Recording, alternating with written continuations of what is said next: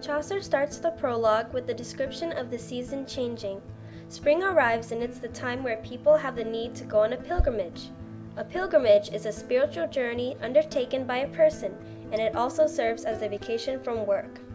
To prepare for his journey, Chaucer stays at a tavern called Tavern Inn that is accompanied by 29 other travelers.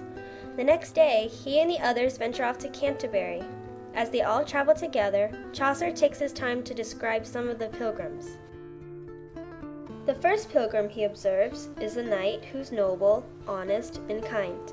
He travels with his son, the squire, who has curly hair and dresses in clothes embroidered with dainty flowers.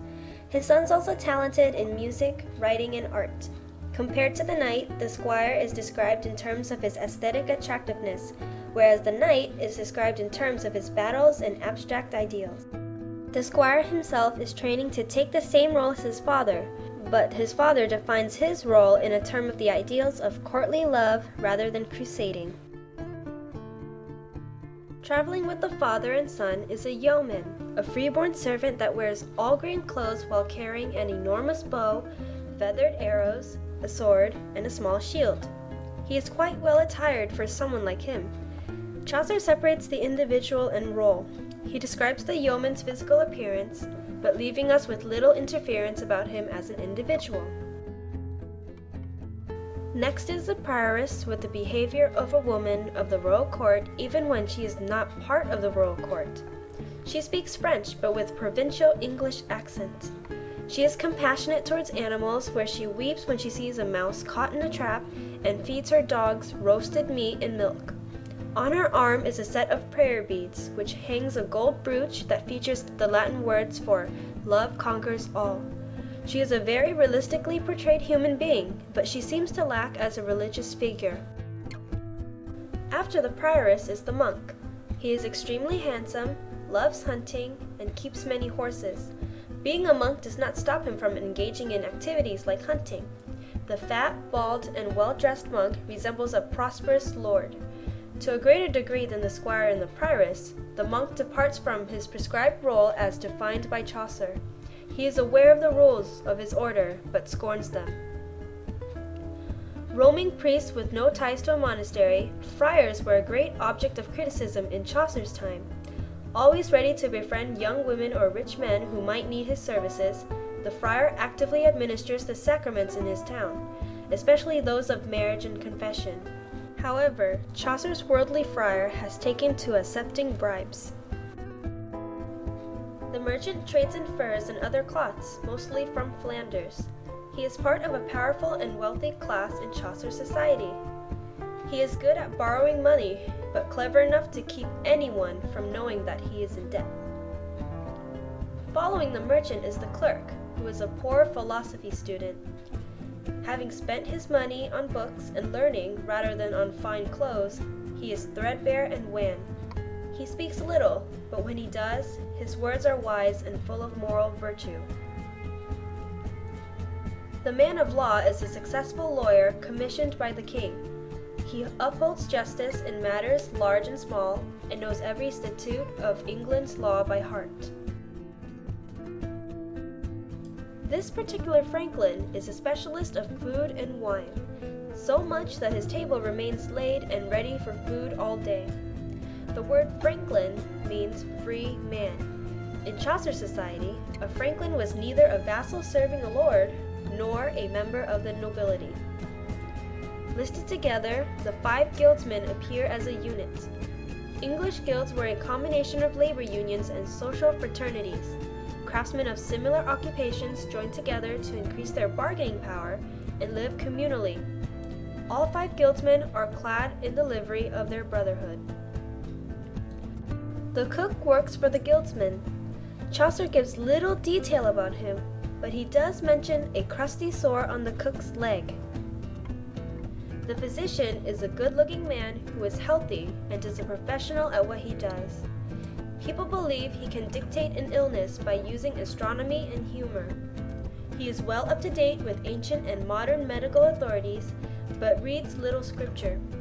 Neglecting the Bible implies that his care for the body comes at an expense of the soul. The physician's love for gold indicates that he craves to make money rather than helping others. Although the wife of Bath is a seamstress by occupation, she seems to be rather a professional wife, since she has been through marriage 5 times. The wife of Bath also takes pleasure in wearing rich attire, talking, and arguing. Her physical appearance includes having a gap between her teeth and being deaf in one ear. She's also traveled on pilgrimages to Jerusalem 3 times. The parson is the only devoted churchman in the company. Although he is poor, he is fairly rich in thoughts and pleasant deeds. He possesses all of the traits that the monk, friar, and pardoner do not exhibit. The miller has a wart on his nose and a big mouth. The miller is also a very disrespectful individual who ruins the host's storytelling order, as he also rips doors off hinges. The manciple is a lawyer that stocks an inn of court, which is the school of law, with provisions. He's smarter than most of the lawyers he serves, even though he is uneducated. He is trained to help others to live within their means and is more cunning than his employers who are also lawyers. The pardoner has long, greasy yellow hair and is beardless. He has a gift for singing and preaching. Throughout Chaucer's time, pardoners would sell pardons in exchange for charitable donations that end up becoming collected profits for themselves. The summoner prosecutes those that are accused of violating church law. His unspecified disease makes his face bright red. His diseased face portrays his diseased soul.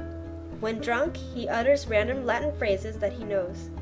In addition to his drinking, he would let another man sleep with his girlfriend and pardon that man completely in exchange for wine. Both the pardoner and summoner travel together, and they are the most corrupt of all pilgrims. Neither believes in what he does for the church and uses their power for their own gain and cause corruption of others. After introducing all of the pilgrims, the narrator apologizes for their rudeness and possible offenses the reader may take from his tales, explaining that he feels he must be truthful in replicating the characters' words. After the banquet, the host of the tavern welcomes them, and complimenting that they are the merriest group of pilgrims to pass through his inn all year. He knows their voyage will be unexciting, so he comes up with the proposition of storytelling. Each pilgrim will tell 2 tales on the way to Canterbury and 2 more on the way back. The host decides who tells the most significant and promising stories. The winner will be given a paid meal by the rest of the pilgrims upon their return. The host will also ride with them as their guide at his own cost. After they have set off, he reminds the group of the settlement they made, where whoever disagrees with him must pay for everything spent along the way. This contest will profit the host because the winner of the contest wins a free meal at his tavern, which is to be paid for by the rest of the competitors, all of whom will probably eat with the winner and thus buy more meals from the host. He tells the pilgrims to draw straws to decide who tells the first tale. The knight wins and prepares to begin his tale.